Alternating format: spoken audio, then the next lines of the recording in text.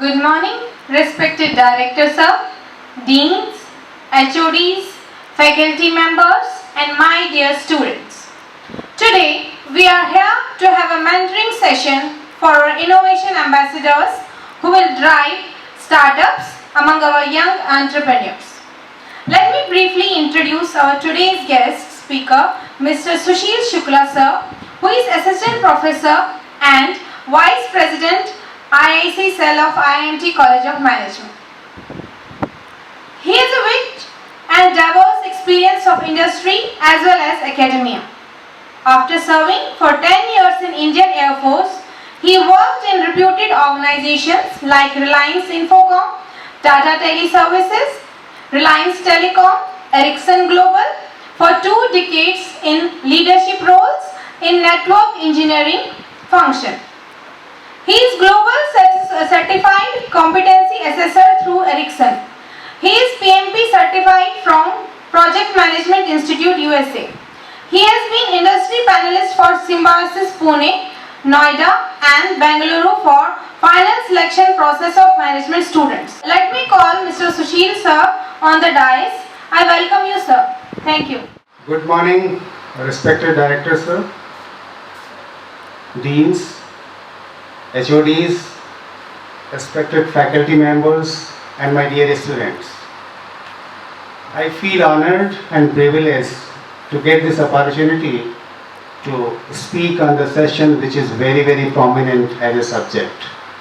There is a lot of focus on the topic across the globe, especially in India. Last decade we are having tremendous focus on the topic, which is mentoring session on the young entrepreneurs who are supposed to be guided by innovation ambassadors. Why it is required and why at all we are having this topic? Because see, we all have a lot of knowledge, and knowledge is meaningful only when it is applied all across as a skill.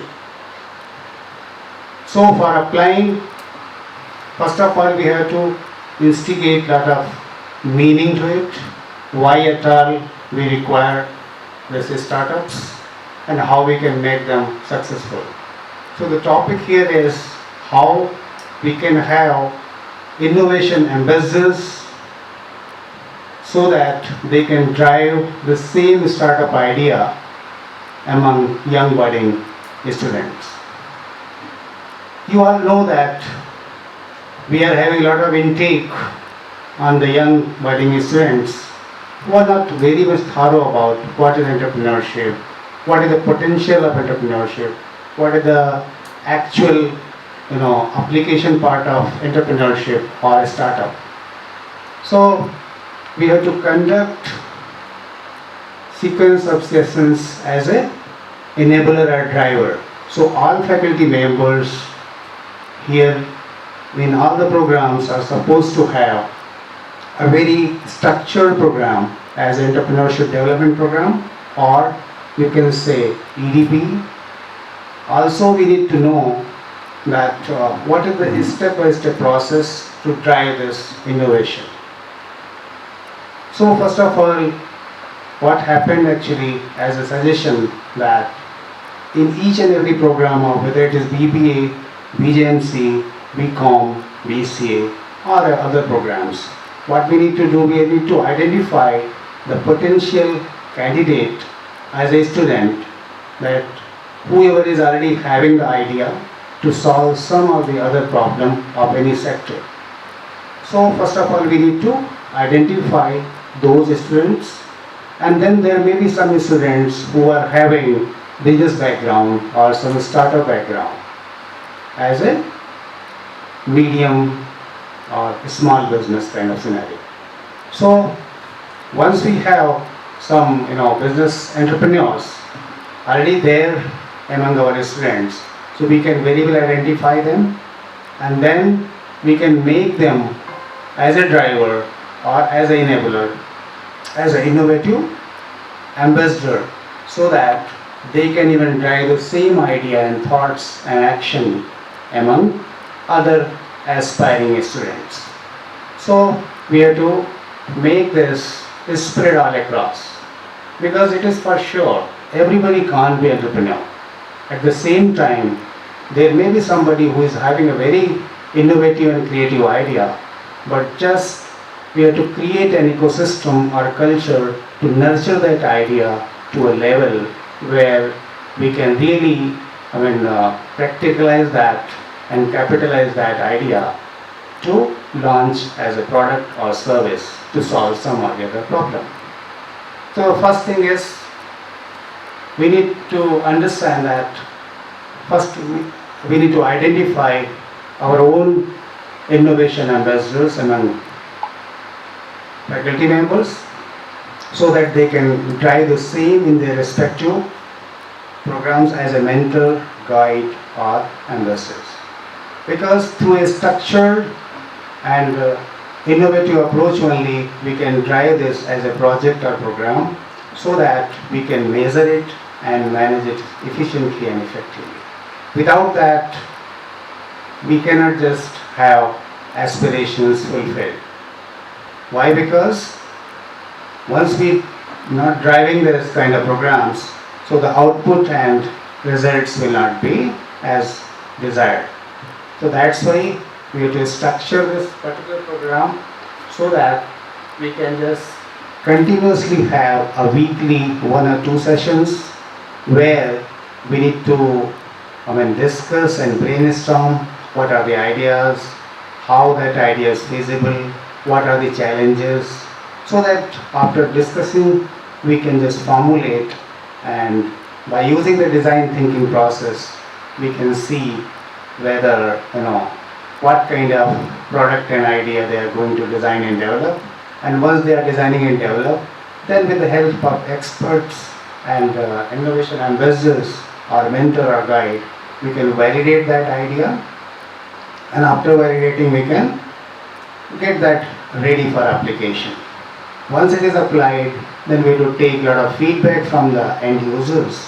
Once we get the feedback from end users, those feedbacks or gaps can be further bridged by improving the process or input. After that, it means the final idea will be more improvised. Once it is more improvised, then we can launch that idea as a result of product and service. And also we have to continuously ensure that we are open for continuous improvement process. Once we are continuously ready for improvement, so that upgradation or updation will be part of entire process. Why it is so important? Because no product or service launch is final or ultimate. The whole market scenario is dynamic. Customer aspirations and expectations are dynamic. So accordingly we have to keep our ears and eyes open, and also with open mindset we are ready to accept the inputs and feedbacks from the end user, so that we can apply the same and improvise and upgrade the entire product and services as a continuous improvement process. So it will ensure that customer feels satisfied, and once customer feels satisfied, there are fair chances of repeat business and business continuity.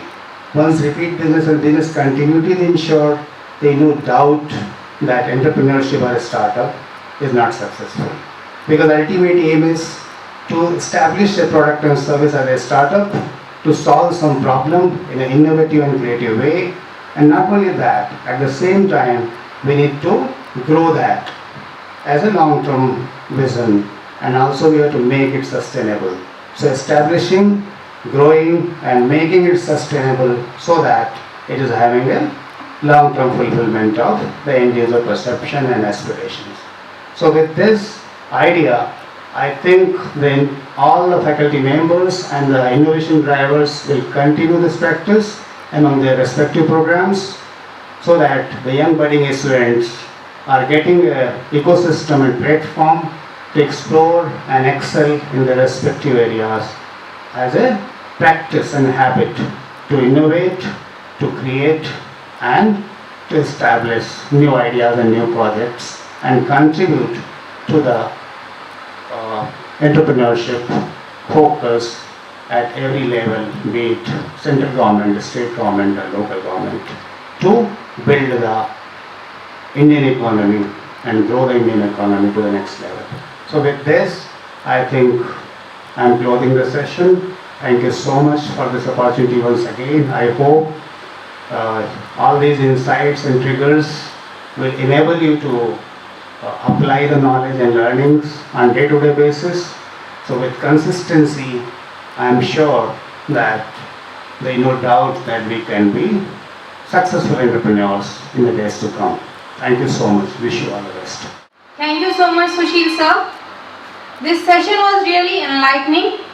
As you said, it's our job, it's our duty as faculty members to identify such students who have some, innovative ideas or who have some little background of entrepreneurship and help them out.